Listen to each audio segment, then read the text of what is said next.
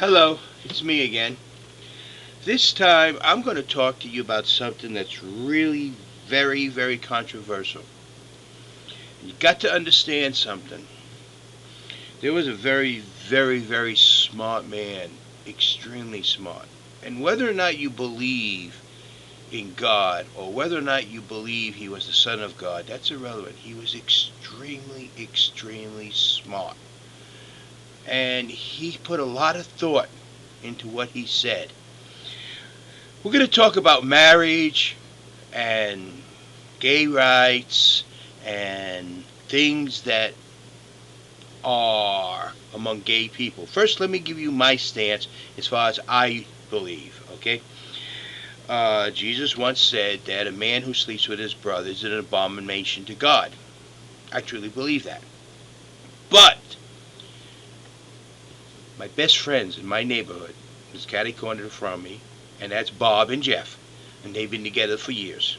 I'm not going to go in detail into their relationship. You figure it out. What they do inside their house is their business. Okay? I truly believe that.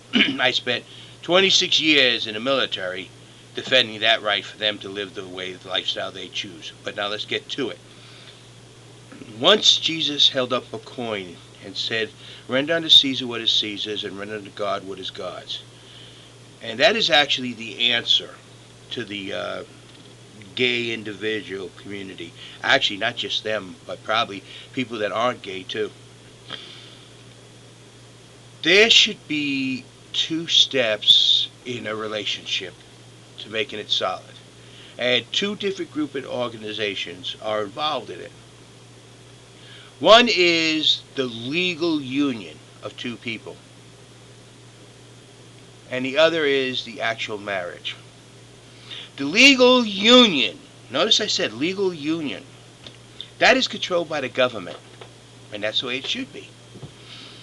And the way that should be done is simple. You go to the city hall, whatever, you get your license for a legal union, and you can go to a judge and have it legalized. Has all rights and privileges of a marriage. And that's what it will be, a legal union. And it has to take legal action to dissolve the union. We call it divorce, but we could call it legal action to dissolve the union. The other one is the marriage itself. The marriage is where you go and before God you proclaim the marriage. And that's where it should be. And a decision or not, whether or not it is legal for gays or not for gays or for other people, that should be the decision on the religious side. If a religion says that we see nothing wrong with it, then that should be their choice. And if they have a religious leader who will marry them, then it's that religion that performs the marriage. And that's where the selection should be. To become married, you stand before a religious leader, could be a rabbi, a minister, a priest, a Muslim leader, any religious leader. And Hinduism in this country, Buddhism. You go to those religious leaders, you stand before them, and you proclaim your marriage before God. Now, the reason it should be in two separate steps is because church and state is separate in this country. Neither acknowledge or denying of the religion.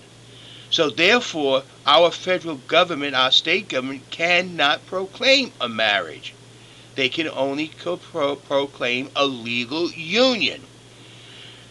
Now, what would that exactly involve? Gays? Well, let's take gays out of it.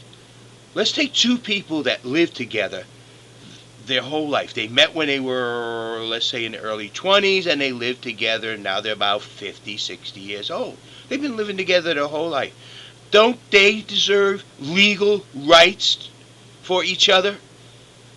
They went out and they had relationships with people, but they stayed together.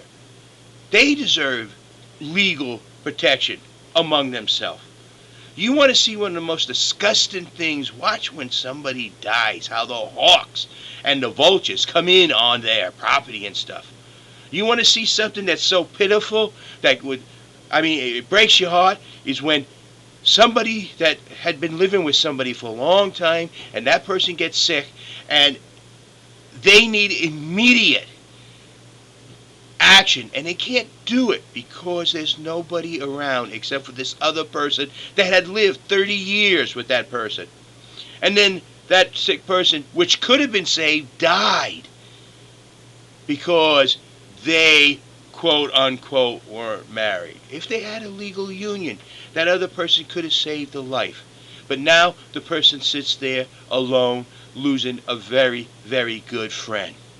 There's a lot more than just gay rights involved here. It's the individual right of a couple to decide how they wish to live together and the protection they need